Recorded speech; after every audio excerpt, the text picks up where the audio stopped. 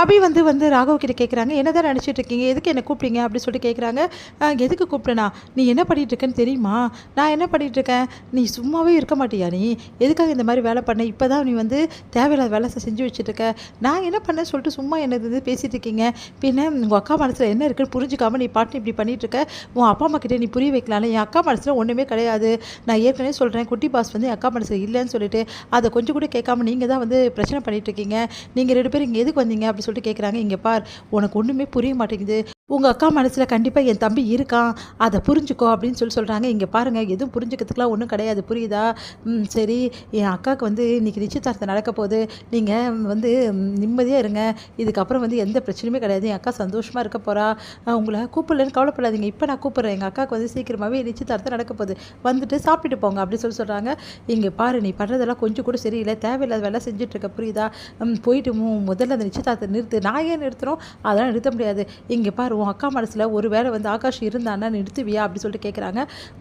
அது வந்து என்ன யோசிக்கிற, நிறுத்துவியா நிறுத்த மாட்டியா, கண்டிப்பாக நிறுத்துவேன், உன் அக்கா மனசில் கண்டிப்பாக வந்து என் தம்பி இருக்கான், அதை நான் நிரூபிப்பேன், சொன்னா கேளு, உனக்கு வந்து அறிவே கிடையாதா, நீ ஏன் இப்படி இருக்க, உனக்கு காதல்னா என்னன்னே தெரியாதா அப்படின்னு சொன்னோன்னே, இங்கே பாருங்கள், தேவையில்லாதெல்லாம் பேசிகிட்டு இருக்கேன், உங்களுக்கு மட்டும் காதலை பற்றி நல்லா தெரியுமா, உங்களுக்கு என்ன தெரியும் அப்படின்னு சொல்லி கேட்குறாங்க. எனக்கு நல்லா தெரியும், புரியுதா, நானும் ஒரு பொண்ணை விரும்பியிருக்கேன் அப்படின்னோடனே அப்படியே அதிர்ச்சி அடைகிறாங்க. நீங்கள் என்ன சொல்கிறீங்க, அதெல்லாம் உங்ககிட்ட சொல்லணுன்ற அவசியம் கிடையாது, ஆனால் நான் எந்த விஷயத்தையும் சொல்ல விரும்பலை, ஆனால் நான் ஒரே ஒரு விஷயம் மட்டும் சொல்கிறேன், எனக்கும் காதலை பற்றி நல்லா தெரியும், அதனால் தேவையில்லாமலாம் பண்ணேன், அப்புறம் அவ்வளோதான் சொல்லிட்டேன். இங்கே பாருங்கள், தேவையில்லாமல் என்கிட்ட பேசிகிட்டு இருக்காதிங்க, எனக்கெல்லாம் இதை பற்றி எந்த ஒரு யோசனையும் கிடையாது, எங்கள் அக்கா மனசில் கண்டிப்பாக குட்டி பாஸ் கிடையாது, அதனால் உங்கள் வேலையை போய் பாருங்கன்னு சொல்லிட்டு போக பார்க்குறாங்க.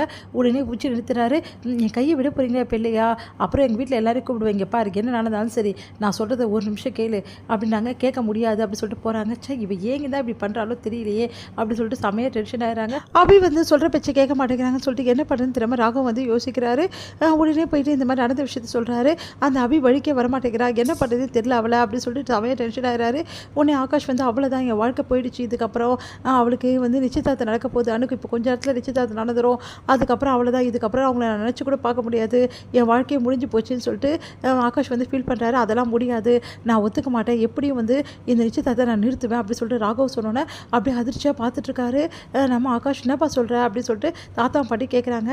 ஆமாம், வேறு வழியே கிடையாது, நிச்சயதார்த்தம் நிறுத்ததுக்கு ஏதாவது பண்ணி தான் ஆகணும், இப்போவே நம்ம வந்து அவங்க வீட்டுக்கு போகலாம் அப்படின்னோடனே, நீங்களாம் வந்தீங்கன்னா பெரிய பிரச்சனை ஆகிடுப்பா, பரவாயில்ல, எவ்வளோ பிரச்சனை ஆனாலும் பரவாயில்ல, என் தம்பி இப்படி அழுது என்னால் பார்க்க முடியாது, என் தம்பியோட வாழ்க்கையை நான் காப்பாற்றி ஆகணும்னு சொல்லிட்டு ராகவ் வந்து முடிவு எடுக்கிறாரு. அப்படியே ஆகாஷ் அதிர்ச்சியாக வந்து அவங்க அண்ணனையே பார்த்துட்ருக்காரு.